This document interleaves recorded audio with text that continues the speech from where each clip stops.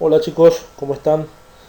Bueno, hoy vamos a continuar con la clase correspondiente a la unidad número uno, que es la de enlaces químicos.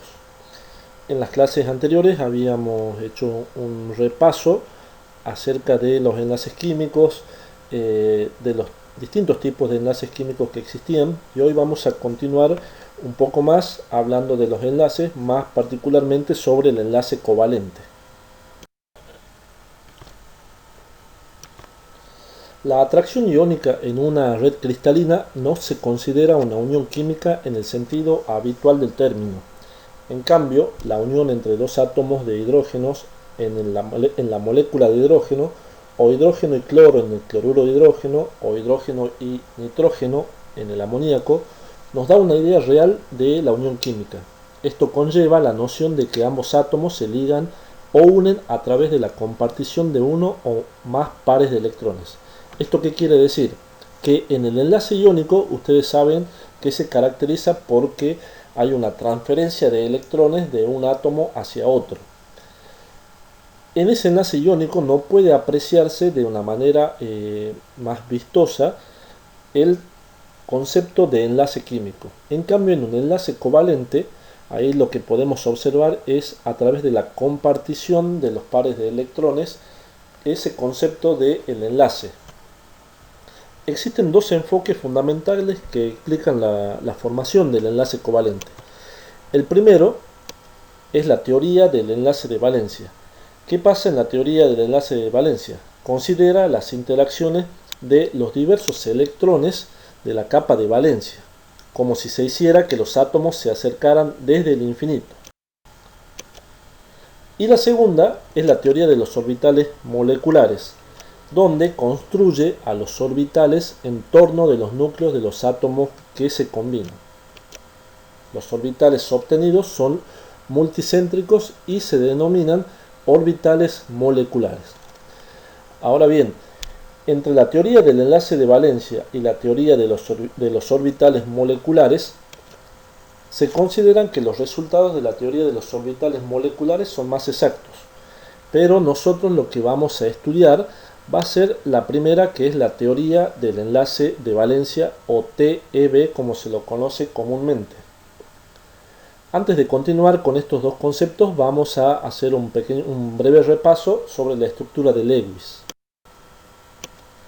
La estructura electrónica de Lewis es el método para representar los enlaces por medio de puntos que a su vez representan a los electrones y se conoce como fórmula electrónica de Lewis. ¿Qué pasa con las estructuras electrónicas de Lewis? Tenemos los pares de electrones que se representan a través de puntos. En este caso tenemos el ion amonio. También se pueden utilizar guiones para representar justamente esos pares de electrones que se comparten, para hacerlo de una manera un poco más visual. Por ejemplo, en este caso, en la molécula de amonio, en la parte izquierda tenemos la estructura electrónica de Lewis representada a través de puntos. En cambio, en la parte derecha tenemos la figura del ion amonio representando los pares de electrones a través de guiones. Pero, ¿qué hay que tener en cuenta en las estructuras de Lewis? Hay que tener en cuenta que estas estructuras no presentan una imagen completa del enlace covalente, ya que en ella solamente se muestra el número de electrones de valencia, el número y tipo de enlace y el orden en que los átomos se encuentran conectados, y que nos sirven para representar las formas tridimensionales de las moléculas o de cualquier ion. De todas maneras, son útiles como modelos de enlace en muchos compuestos cuando se quieren analizar las propiedades y algunas de las reacciones de sus moléculas.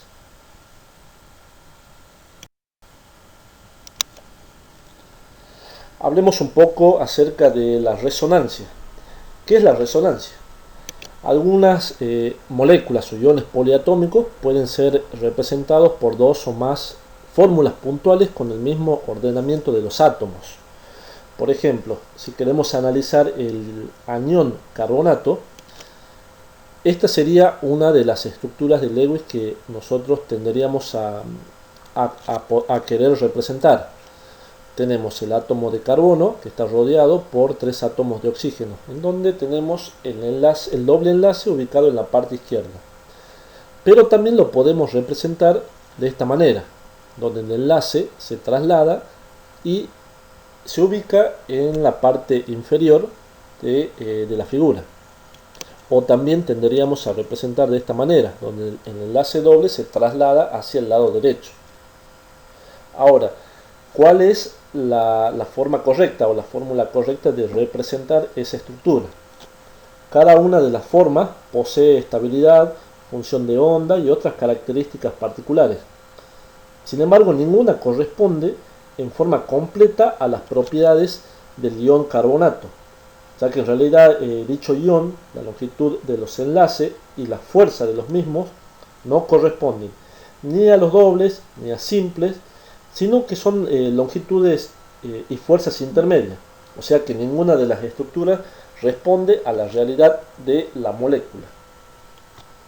A este fenómeno, que lo acabamos de ver, se lo denomina resonancia, y a las estructuras individuales son las formas canónicas o estructuras resonantes. Ahora, la relación entre las estructuras resonantes, que son las tres que vimos para el anión carbonato, se indica mediante la flecha de doble cabeza. Este símbolo no significa que en algún momento la molécula alcanza esos estados resonantes, sino que la estructura verdadera es un híbrido de resonancia entre las tres. ¿Sí? Esto es importante que les quede claro. Ninguna de las tres figuras que vimos anteriormente con respecto al anión carbonato sería la correcta, sino que es una estructura intermedia entre las tres que tenemos. Y a eso es lo que se le llama el híbrido de resonancia. El concepto de resonancia se aplica bien a los sistemas orgánicos. Cuando pasen a la materia de química orgánica lo van a ver en mayor profundidad a el concepto de la resonancia. Bueno chicos, acá vamos a dejar por hoy esta clase. En la próxima clase vamos a continuar con el desarrollo de las teorías que mencionamos al inicio de esta unidad. Hasta luego chicos.